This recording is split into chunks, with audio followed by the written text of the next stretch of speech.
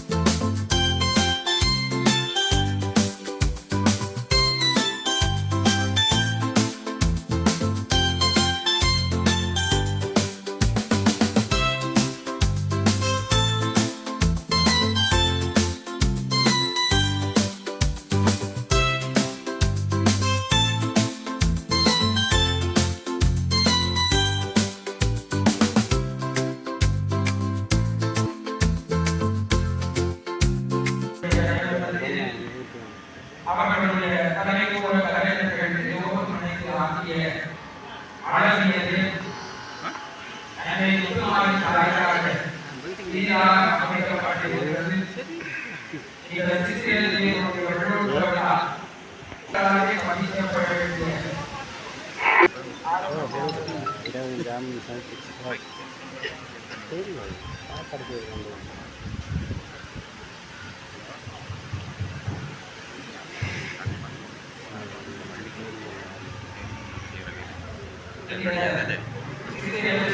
பதிக்கப்பட வேண்டிய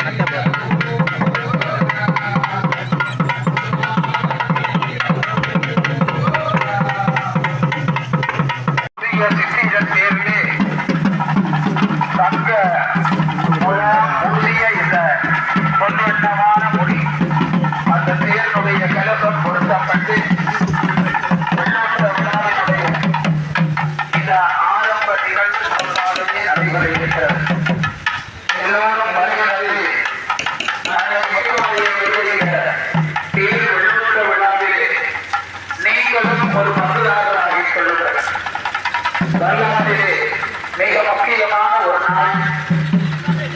கோயிலில் வளாகமாக போற்றப்படுகின்ற இந்த வாரியாரத்தில் வாரி கணேஸ்வர பெருமானுடைய வடக்கு வீதியில் அப்பனை பார்த்தவனாக அவரை முற்றுமாறித்தார்.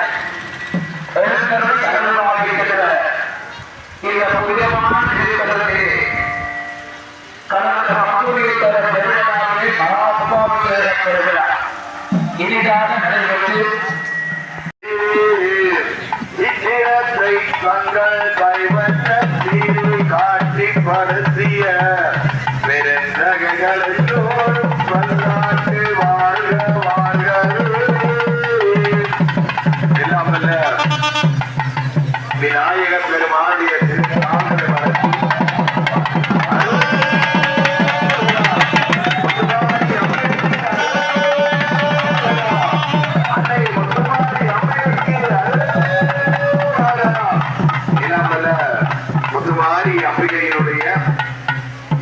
அருளினாலே இழைத்து இந்த பதியிலே குடியமர்ந்து வாழ்ந்து கொண்டிருக்கின்ற அனைத்து மக்களினுடைய வேண்டுதல்கள் யாவும் அந்த மண்ணிலே பிறந்து வளர்ந்து இந்த ஆலயத்தை மெருகூட்டுகின்ற அந்த புண்ணியமான கைங்கரியம் எப்பவோ ஒழிந்த காரியம் ஒரு பொல்லாப்பும் இல்லை முழுவதும் உண்மை யாமறியோ என்று இந்த பேரனுடைய முடி நமக்கு எடுத்து காட்டுகிறது.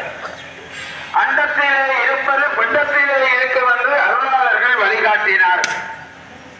இந்த தேருடைய ஒவ்வொரு அமைப்புமே இந்த அகிலத்தினுடைய அத்தனை காட்சிகளையும் கொண்டு அமைந்திருக்கிறது. தேரனுடைய அந்த அச்சுக்கு மேலாக நாங்கள் பார்க்கிறோம்.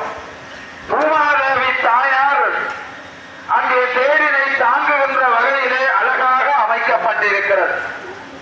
நாராயணனுடைய ஒரு சக்தியாக இந்த பூமியை ஆளுகின்ற பூமாதேவி தாயார் இருக்கிறார். அந்த பூமாதேவி தாயார் இந்த தேரனுடைய அத்தனை அண்டங்களையும் காக்கின்ற அந்த பழமையிலே அச்சின் மேலே முதலாவது தளத்திலே அந்த பூமாதேவியை பார்க்கிறோம். அது மட்டுமல்ல, அத்த நாகங்களை பார்க்கிறோம். 8 திசையிலும் அந்த நாகங்கள் ராஜ கம்பீரமாக படமெடுத்த வண்ணமாக இருக்கிறது. முதலாம் திருவிழாவே மகிழ்ச்சிகரமான மங்களகரமான உற்சவமாக ஆரம்பமாகி இருக்கிறது. அன்பர்களே, அடியார்களே, மாரிவனம் முத்துமாரி தாய் எங்களுக்கு வாரி வழங்குகின்ற தாய். மாறி மாறி அடியார்களுக்கு அருள் கொடுக்கின்ற தாய். வேண்டுவார் வேண்டும் வரங்களை கொடுக்கின்ற தாய். அந்த தாயை அன்போடும் பக்தியோடும் மானசீகமாக உண்மையான மெய்யன்போடு வழிபட்டுக் கொண்டால் கேட்ட வரத்தை இனிதாக தந்து கொள்ளுவார். சில வேளைகளிலே பக்தனாக இருந்தால் சோதனைக்கு மேல் சோதனை போடுவார். எத்தனை சோதனை போட்டாலும் இறுதியிலே அவள் வெற்றியை கொடுத்துக் கொள்ளுவார்.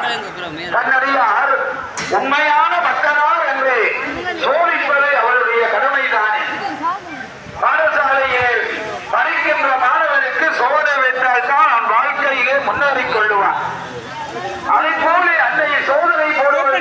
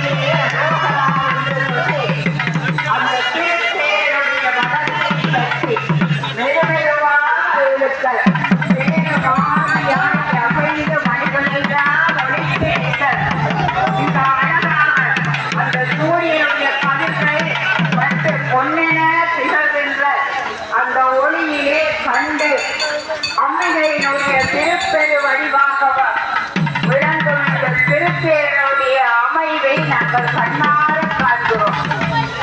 அதிலேயே அமைந்திருக்கின்ற ஒவ்வொரு சிற்பங்களும் எங்களுக்கு ஒவ்வொரு கதைகளை உணர்த்தி நிற்கின்றன. திருத்தேர் என்பது ஒரு தடவைதான் வழிபாடு செய்கின்ற நாள். அந்த வழிபாட்டிலே திருத்தேர் பவன் வெள்ளோட்டரும் அந்த திருத்தேர் மூடப்பட்டுவிடும். இந்த வெள்ளோட்ட நாளிலே அந்த தேரிலே அமைந்திருக்கின்ற சிற்பங்கள் ஒவ்வொன்றையும்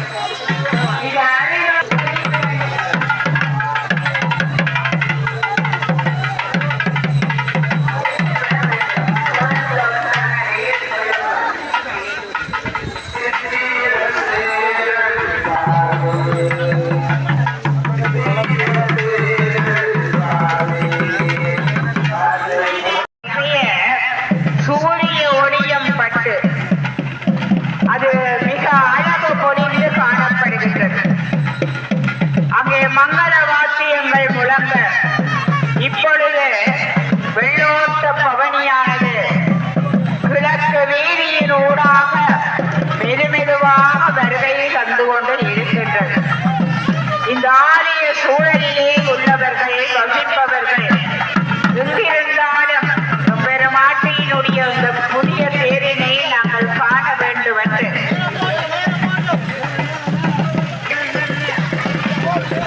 பார்த்திருக்கின்ற காட்சிகளை எல்லாம் நாங்கள் காண்கின்றோம்.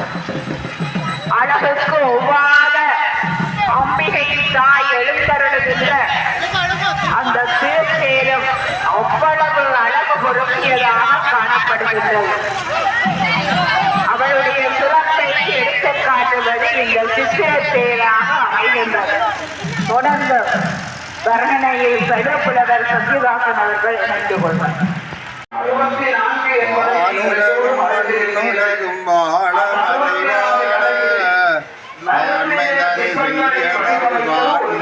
விளங்க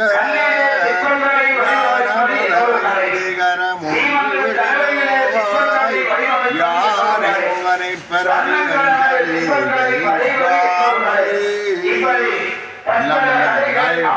திருத்தாள்களை வளர்த்து இன்றைய நாள்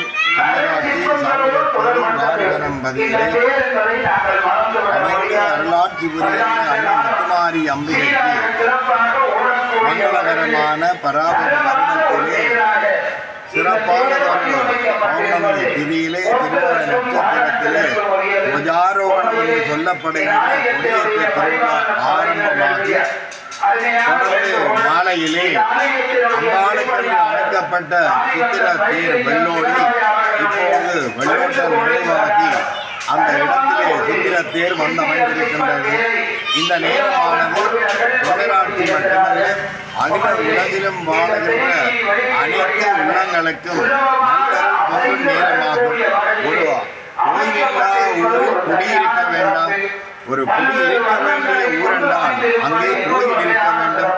அது மட்டுமல்ல, ஒரு மகோற்சவம் நடந்தால் சுவாமி எழுந்தருளுகின்ற பொழுது சாம்பவ தீட்சை ஒரு மனிதன் சமய பிரவேச தீட்சை பெறவில்லை என்றால் ஆண்டுக்கு ஒரு முறை அந்த எழுந்தருளுகின்ற மூர்த்தியினூடாக பெறப்படுகின்ற சாம்பவ தீட்சை ஓர் ஆண்டுக்கு இருக்கு. இன்றைய நாள் 29/7/2026. அடுத்த ஆண்டு 29/7/2027 வரையும் அந்த தீட்சை நிலை நிற்கும் என்று சொல்லப்பட்டிருக்கின்றது. ஆகவே இவர்கள் எந்தெந்த ஆலயங்கள் செல்கின்றார்களோ அங்கெல்லாம் இவ்வாறு எழுந்தருளுகின்ற மூர்த்திகளினூடாக சாம்பவ தீட்சியை பெற்றுக்கொள்ளுகிறார்கள். அது மட்டுமல்ல, தாவரங்கள் விலங்குகள் கூட இந்த தீட்சியை பெற்றுக்கொள்ளுகின்றன. அதனாலே தான் மனிதன் பூர்வ புண்ணியத்திலே தீ என்பது அழிக்கப்படும். அதாவது ஒன்றை கொடுத்து ஒன்றை அழிக்கும். ஞானத்தை கொடுத்து மலத்தை கெடுப்பதென்று சொல்லுவார்கள். அந்த வகையிலே இங்கே அறியாமையை அகற்றி அறிவை கொடுப்பதாகவும் தீட்சியை கூறலாம். பிரவேச தீட்சை, விசேட தீட்சை, நிர்வாண தீட்சை என்று தீட்சை பல்கி பெருகி வடிவங்கள் மாறுகின்றன. இருப்பினும் இந்த தீட்சை எல்லோருக்குமே சிறப்பாக அமைகின்றது. அந்த வகையிலே இன்றைய நாள் தென்மராட்சி சாவகச்சேரி வாரிவனம் பதுக்கி ஒரு பொன்னான நாளாகவும் பொன்னெழுத்துக்களால் பொருத்தப்பட வேண்டிய நாளாகவும் தெய்வீகம் நிறைந்த நாளாகவும் அமைந்திருக்கின்றது. அந்த வகையிலே எல்லோரும் அட்ட யோகங்களும் அட்ட ஐஸ்வர்யங்களும் தர்மானிய விருத்தியும் பெற்று பல்லாண்டு காலம் வாழ என்னுடைய நல்லாசிகளும் வாழ்த்துக்களும் உரித்தாகுக. அன்பே சிவம், அறிவே தெய்வம், அதுவே ஒவ்வொருவரும் உயிர் மூச்சாக அமையட்டும்.